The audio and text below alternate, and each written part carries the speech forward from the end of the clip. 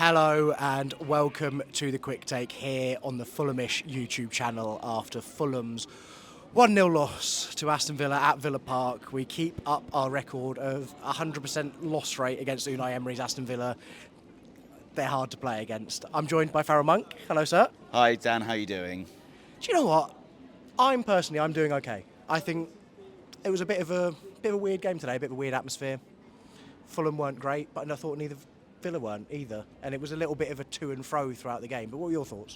Yeah, I mean, it was. Yeah, you're right. Like throughout the game, it felt like both teams didn't do enough to win the game.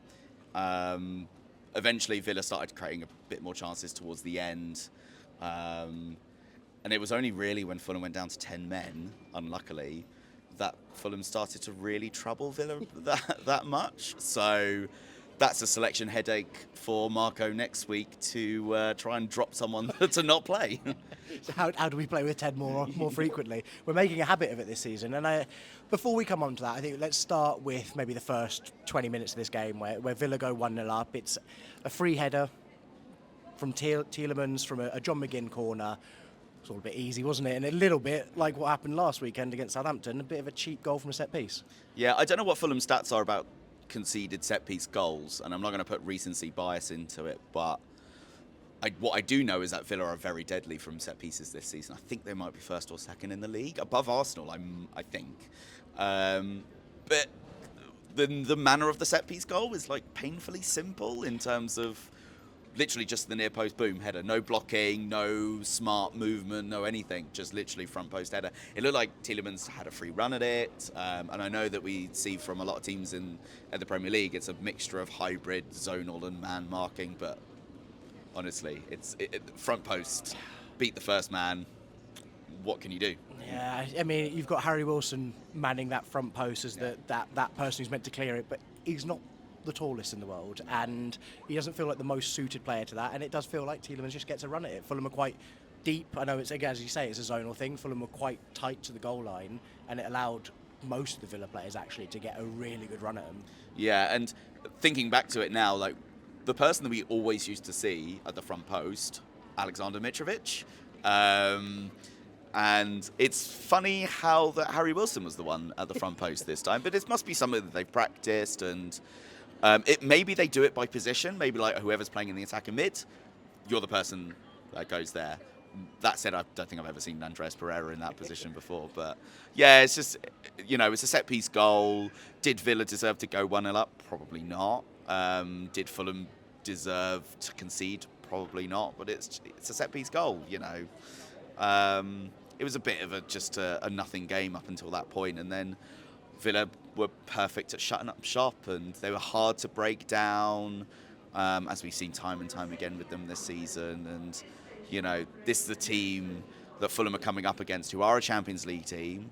They're fighting for Champions League again. They were pretty much at full strength, bar a couple of players. And you just look through their squad, and it's full of talent, and off the bench as well.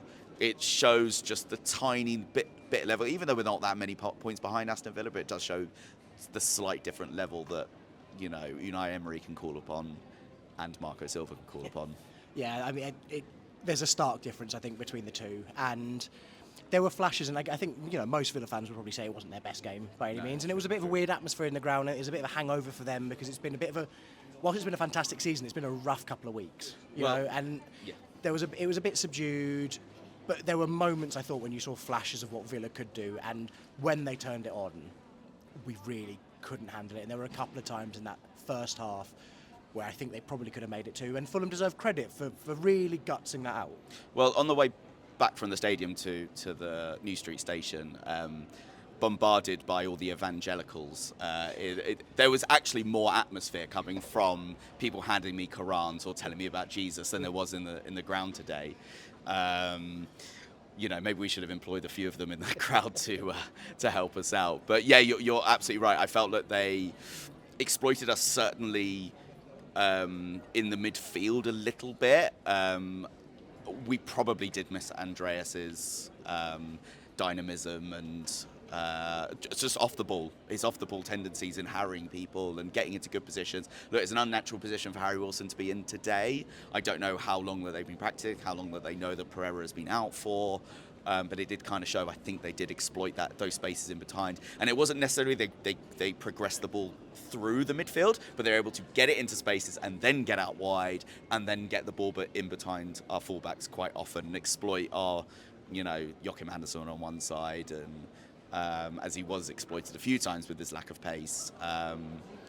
Thankfully, Leno was able to stifle a few of those, but it was quite a clear game plan, and it worked for them. Yeah, I think Ollie Watkins is real kryptonite for Joachim Andersen. It's a battle he's lost twice this season quite comfortably. And I thought, as you say, that midfield from Villa was very good. I thought Yuri Tielemans, not just because he scored the goal, was just superb. But I think we've got to come on to the glaring thing, which is that Fulham again have ended to this. They weren't even playing. Go on, Stoke. Up the Stokies. I think we've got to talk about it. Fulham, for the second time this season, have finished a game with 10 men, despite not having anyone sent off. Although Calvin Bassey maybe could have been sent off at some point in this game. We didn't have anyone sent off, and it's Harrison Reed who comes on, looked fairly active for the 5-10 minutes he was on the pitch, but unfortunately some sort of calf injury, it looked like, hobbled off. And as you said, Fulham played the last 10-15 minutes with 10 men, but didn't play too badly. I think the big question, I think everyone's going to be having their own opinions on this. Did Silva screw it? Did he just get it wrong? It's a shame because we were talking about it before the game around Silva does tend to become a bit desperate with his substitution sometimes when he can see we need to do something here. Individually, I don't think his subs were that bad. Maybe the one about Sessegnon going off, because Sessegnon was quite a good spark, but then again he was on a yellow card, and maybe he was worried about going down to 10 men in that way. And maybe trying to shoehorn back Harry Wilson onto the right-hand side where he's been so effective, and then he came off pretty much straight away after that anyway. I don't know. The substitution things, I was a bit confused about the substitution start off anyway. It's quite difficult for me to work out, and I'm sure it's quite difficult for a lot of people. It's just desperately unlucky, isn't it? Like you can't legislate for the fact of someone coming on and then about 10 minutes later having to go off injured as well. Yeah, I think you've got to. The way I'm looking at it is with you. I think it's very unlucky. I also disagreed. I think with some of the subs, I think you leave Sess on because we know what he can do. And like, is there anyone who I said it earlier in the season? If Ryan Sessegnon has a quiet 15 minutes, that's actually usually a really good sign that he's about to score. And also Wilson coming off because I thought he threatened. I think from my side is I don't want to level too much criticism at Silva going early on the subs, because exhausting your full three slots and 5 with 15 minutes left to go, I don't think it's too unusual, is it? No, of course not. And the weird, also, I think that also Marco has weirdly now has a plethora of winger options, when earlier in the season we were really struggling, and now each one of them in their own right, Iwobi, Adama, Willian, Wilson, Sessegnon, they're all really good wingers and they're all performing quite well at the moment. And so Marco's now got a winger selection headache, the same way that I've got a chicken wing selection headache when I go at 3 a.m. I want them all. And Marco probably feels that these are all match winners, and they are all match winners in the right. And he needed to do something, and it just didn't work. It just didn't work today. Like, I think what Villa did very well was actually the amount of times they doubled up on our wingers, and they said, okay, go on, take us both on. You might beat one, but you might not beat the other one. Adama was probably the only one effective at doing that, but quite often came up against it. Willian didn't really get a crossing opportunity. Sessegnon didn't really get a crossing opportunity, apart from one he got to the byline in the first half. I think that Villa just saw us what we saw us what we are for the rest of the season, which is a bit of a crossing merchant, and went, okay, double up. West Ham did it earlier on right at the start of the season. It's just that West Ham didn't have the attacking potency of Villa that they did today, although they did get the equaliser that day. But yeah, we were worked out, and Yeah, they were able to get a goal and we couldn't score. Yeah, I thought Villa squeezed out the middle of the park really well and basically said to Fulham, you can try and play through the middle of us, but if you do it, you're at risk of losing the ball. Yeah. Or you can go out wide and then we'll just squeeze you out there as well. Yeah. So we just didn't quite make it work. There were some half chances in there. Harry Wilson had one from a fantastic Iwobi first-time cross that he tries his best to sort of dink it over Martinez. It was a really tough chance. He also has a header at the back post that just he can't get enough power on. And there was a little moment as well when Sasha Lukic, dropped to him in the box from a good knockdown by Raul. Again, blocked. It just didn't happen, right? And we were lucky, I think, given the fact that Villa did have chances to kill that game off. But again, we stayed in it. It just didn't quite feel like it was ever going to land to us in a place where we were going to put the ball in the back of the net. Yeah, it would have had to have been a moment of magic or a big slice of luck. I know this is a massive cliche, and I love cliches, but yeah, it didn't feel like when we were going forward they were like, oh, we might score here. It just felt like something might happen. You know, it might fall into our lap. You know, even with the Cess chance, like it went in the goal, but did you really celebrate? No.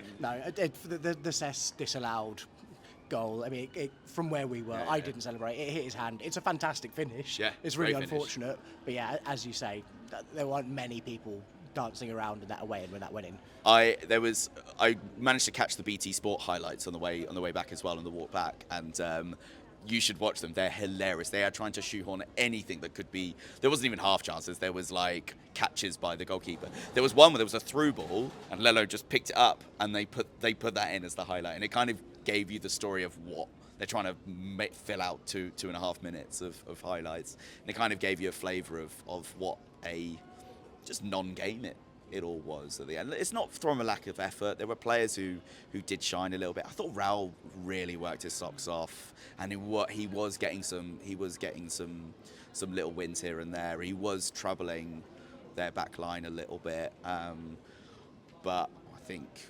just couldn't really have that little spark. He couldn't do it all himself. Maybe those, you know, I could have listened to Jesus and called on a higher power that is Rodrigo Muniz, but he didn't. He wasn't coming back to life to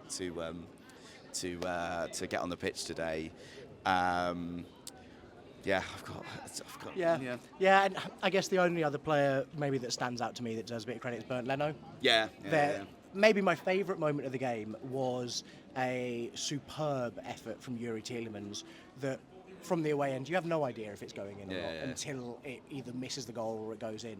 And there's a massive appeal for a corner from Tielemans. Referee gives a goal kick, Fulham play on, and they flash the highlight back up on the big screen, and you just see a fingertip, the slimmest of fingernails.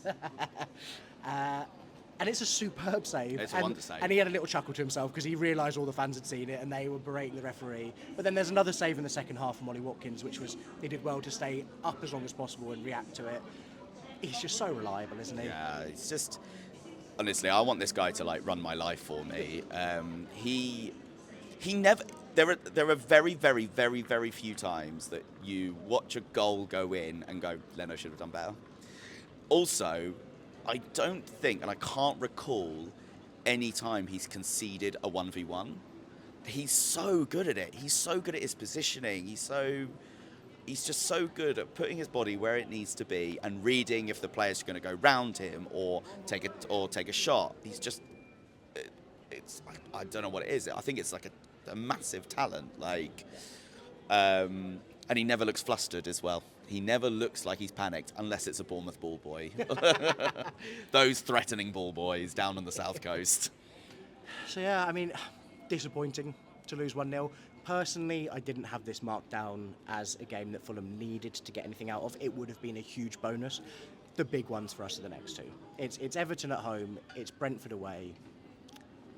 We win both of those, it's firmly on, and you've just got to go again. We've got a bit of a break. It's nice to have a week again to recover. Hopefully, it's not an awful injury for Harrison Reed, because we are starting to lose a lot of players in this squad. But we just got to look forward, and I don't think this changes anything, do you? No, not really. I think getting a point today would have been pretty special. I know I'm saying this from hindsight, but Villa are a good team. They got to the FA Cup semi-final. They did okay in the Champions League. They did really well in the Champions League. They did really well in the Champions League, and you know, Fulham have never even seen the trophy. Fulham have never even watched it on BT Sport, let alone actually qualify. And to be able to come away with it saying that we might have got a result today with a bit of luck, I think that's okay. There are other fixtures coming up that I feel like Fulham should do better in. Everton are a bit of a resurgency, I feel like, not that I've watched them a lot recently. Brentford's the big one. We never perform well against Brentford, but maybe this year is our year to actually do that at the G-Tech. Fingers crossed. It could be a huge game in a couple of weeks' time. Oh, Farrell, thank you for joining me. Faz is off to go and kick some footballs around at Tocker Social, so go well. Thank you very much. If I can keep it inside the box, that would be great. Thank you very much for watching. Comments down below. I think there's going to be quite a lot of opinions on Marco Silva's subs, and so would love to hear them. And we've got a podcast coming out, hopefully tomorrow or Monday, to give a full deep dive into what happened today, but I think they might struggle to get an hour out of it, so good luck to them. Thanks for watching. Come on, you Whites. You Whites.